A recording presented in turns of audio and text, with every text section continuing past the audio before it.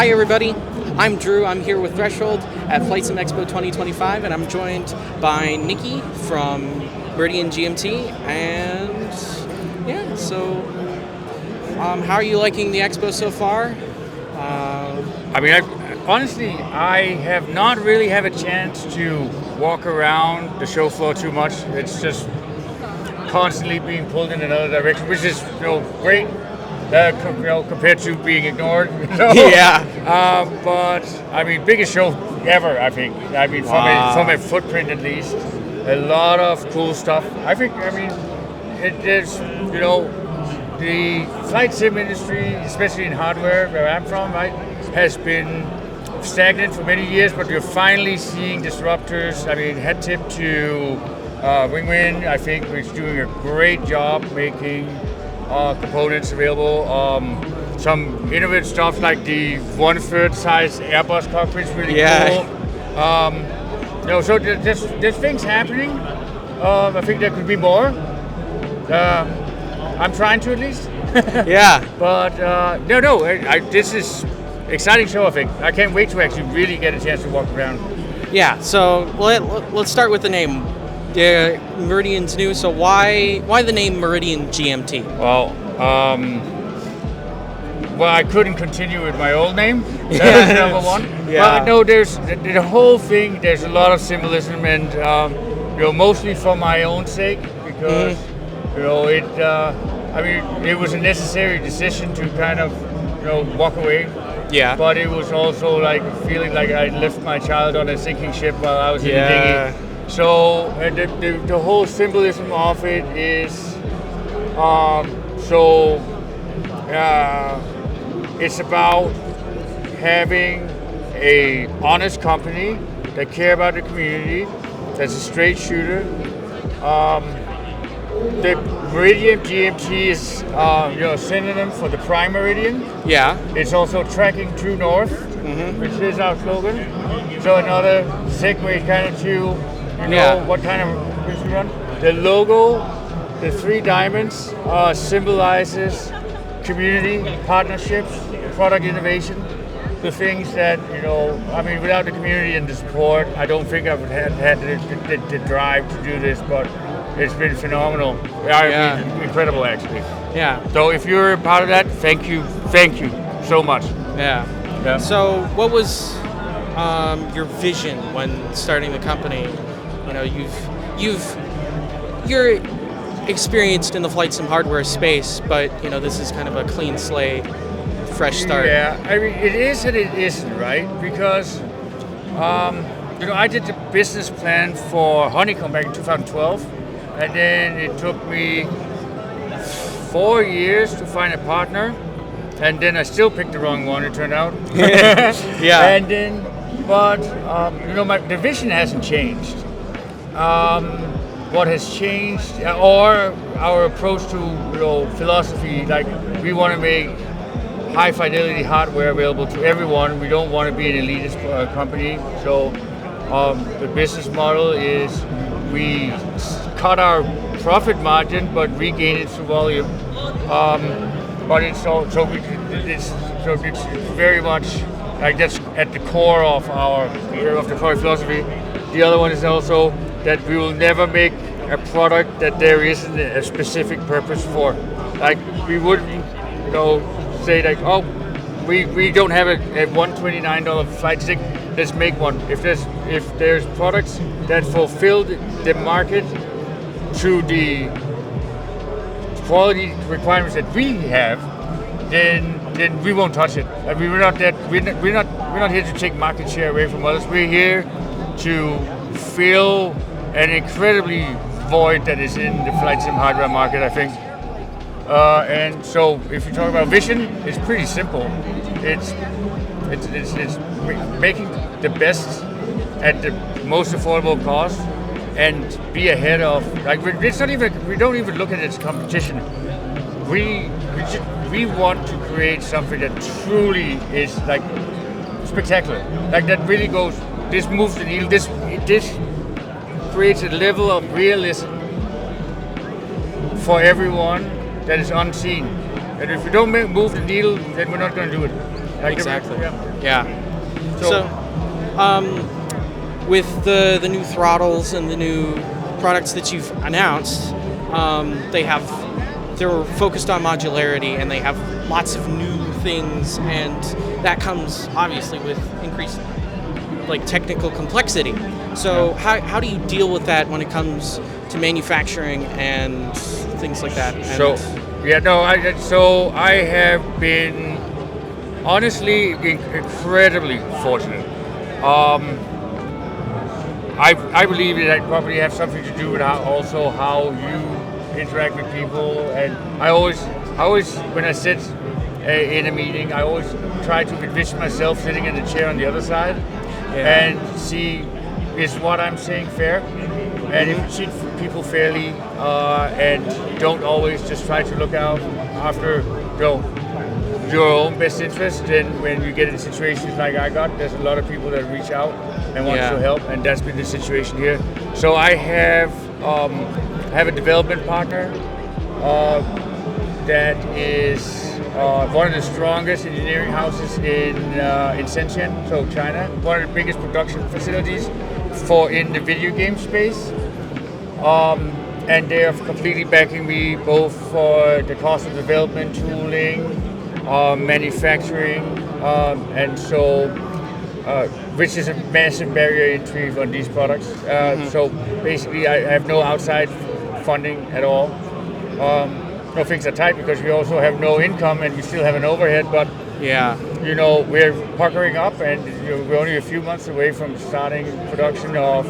We expect the controller to be the first, but then the yoke and throttle following closely after. All right, so more about the product. So force feedback, we've seen lots of offerings from more companies over the years, and it's become more popular.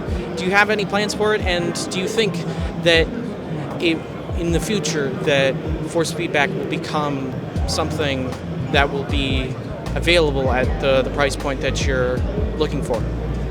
You're putting me on the spot, right? Because I'm not supposed to talk about this, but let me see what I can say, because I also don't want to give too much up to the competition. Let me okay, this is what I'm going to say. There has been a move towards force feedback in the last few years, most at the latest, but every single solution out there is using the same technology with the belt drive, with the whole unit on there, with either brushless motors or steppers or whatever. There's been absolutely no innovation or drive in that space whatsoever, and most importantly, there has been absolutely no movement on price. I love the design of the new Moser, that is very their own unique design and their own unique kind of bowling style. Looks great, really looks great. But I mean, with grip, it's all and clamps. You're still at $1,000. Yeah. And at $1,000, you have less than 10% of the community that can afford it. That's not moving the needle. Look, I haven't tried it, so I know what it looks like inside, and I know that that's the same that Brunner does or the SimFlight does. No difference whatsoever. But it's a good design. But if it's not significantly cheaper, then it makes no difference to 90% of the flight sim community. So I will say this much: I'm working on something. I'm working on it in partnership with several. No, I can't say that. I'm not alone on making sure that this thing is going to be stellar. All right. It will use technology that has never been used in simulation before. Significantly more advanced than anything else, and it will be half the price of what is out there on the market now. Wow. So, but it won't be this year. Right. So you kind of put me on the spot. I was not in a, and I'm not. But yeah, that we're doing that. But I know what the timeline is, but I've already said too much. Yeah. But that is the plan. I can't wait to show you what we're doing, because it is mind blowing cool. Yeah. It is really. It is so, but I can't really. I mean, I spent 3 months in like researching like technologies and things you can do it, and once I finally found out how I wanted to do it, I was like, I can't believe that I can't be the only one who actually like. I mean, it's like nobody thought that. Hey, maybe there's a better way of doing this. Like, Yeah. It's like I don't get it. It's just the sim hardware market is just content and lazy. Honestly, in general, there are disruptors. Wing-Win, I believe, is doing a great job of being disruptive. Well done. But and when you go on the higher price point, yeah, you get good products. But for the most of it, I feel like I don't want. It's not to talk shit about anybody, but I feel like it's basically an easy money grab. They don't care about the community. They care about generate revenue. And of course, I mean, we have to generate profit as well. I always say we're a non-profit organization, but we didn't plan to be. We just ended up that way. But I just don't feel there's a lot of heart in the industry right now. There's a few that are, but the vast majority, I feel like they're just taking advantage of the community. So maybe we should cut that out. I don't know. Yeah. We should keep that in. I didn't. Once I started, I could kind of like. Yeah. So because I don't want to talk shit about others. Even though I don't mention anybody, it's kind of like, if you don't mind. We could cut. You could keep some of it out, but let's not take it too far. Is that cool? Yeah. So, but it is true though. It's such a lazy market. The most of stuff. I try to do it on a positive spin, but it's like, to look at it, I just it's okay. yeah, I don't want to be an asshole to anybody. exactly. So, with all these premium features like metal construction, Hall effect sensors, and lots of the modularity things that you say is coming, like 3 different variants, all with their different all included, things. right? All included. Yeah, so yeah. how do you balance affordability with these premium features? So by thinking outside the box. So I want it to be a surprise how we actually did it, but also I don't want to give competition any. Exactly, yeah. Well, they can wait till they see it, but basically through very, if I say very clever, am I calling myself clever? I don't know, but by reusing components in a circulation. Wow, that's a terrible way of saying it. Can I take that off? Then it's just terrible. I'll tell you. Yeah. Hang on. So, what we're doing is we're basically optimizing component use, so that you might see 3 different completed modules, but actually there's a lot of reuse of same components across all 3 that significantly decreases the cost. So when I do this with every product, I always say that every product we make is made with love and passion, but every product decision is based on the thorough analysis of price point and market. So that because we also, our profit margin ratio is significantly lower than anybody else in this market, because the business model is to make it affordable, and the only way you can make it affordable is if you scale it up. So our model is high volume, low margin, but doing that we can't afford to be wrong on something, because if we do low profit, low margin, that we're out of business. And also to get the cost down where it is, we have to use advanced manufacturing process and mass production toolings that cost hundreds of thousands of dollars per product. And so we've got to be damn sure that what we're doing is right. Yeah. And so we leave nothing to chance when we're like that. Make sure that we are way ahead of anybody else, because we have to. Yeah. We have to be like it's got to be clear. There's no other choice. There's no competition. But it's when you see how it's done, you go, oh, okay. Yeah. And that's the thing. Thinking outside the box to make something premium. That's doing it the traditional way would be out of reach for most people financially. And then adding stuff like, I wanted to have motorized trim wheel. I wanted to have motorized auto throttle in it, but it would have added $100 to the price, and that basically cuts out 20% of the sim community. And so that's a no-no for us. But what we've done instead, since the whole throttle module is, all the pieces are separate units that you can plug out. So also to help with, if there is a faulty unit, you only have to send that little piece back. Actually, we'll send a new unit first, so you're up and running the next day, and then you send it back in the little box that we brought it in. I'm fully aware that the tech support of my old company was less than stellar. I take responsibility for a great part of it, not all of it, but shame on me if I didn't learn from that and made it better this time. Yeah.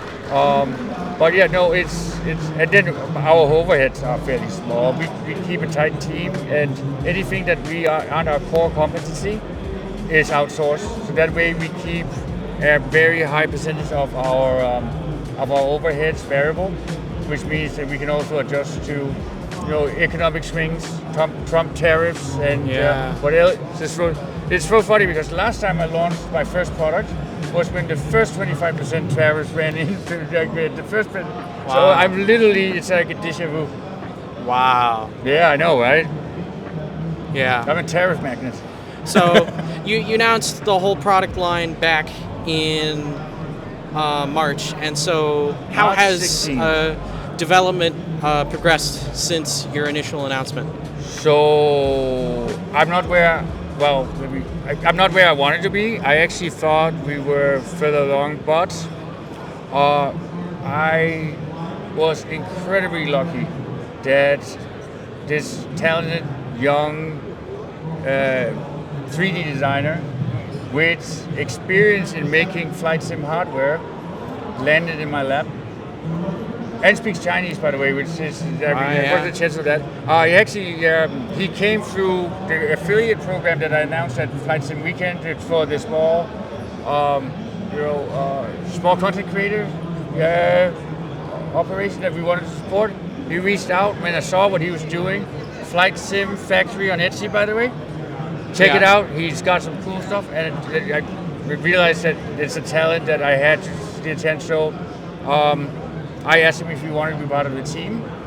Our core team members, the founding, the people that are here from the ground up, we're all making sacrifices. We're all taking parts. I mean, none of us have been paid in months, right? Yeah. But so everybody are getting options in the company as long as they put in the time. So we're not handing them out as candy to serve it. But at the 2-year marker, 4-year marker, 5 and 6 year marker, you get a nice enough equity in the company that it's worth your while, because I believe that it's if you have made a difference, then you should be rewarded for it. So he came in design-wise, and he had some fantastic innovative ideas that I couldn't ignore. So we have implemented those, but it also meant that it cost us maybe a month or two total. But in the long run, we never make compromises like that. I mean, I think from my products in the past. I stole a slogan from a guy that renovates Porsches in LA, and his slogan on the wall says, "Everything is important." And I believe that every detail, the moment you start making cuts, even if it's something that might seem minor, then you're on a slippery slope. So we're not doing it. And if it takes a month longer to get it just right, then it's going to take a month longer, but I don't think so. We have some minor adjustments to scaling that we got to fix that I don't like on the prototype, but I see them for the first time too. Yeah. So, but mechanically, it's done. Electronically, it's done. There's some software things, but that can be done while we're in tooling phase. So Q4 is the goal. It's achievable, but it could all. I mean, I'm not going to promise it 100%. But that's few force to go. People who want this under the tree, you're getting it under the tree. All right. So you have the X-ray controller like functioning today, and your new partnership with Microsoft. Yeah, just signed it 2 days ago. Yeah, and so do you think that?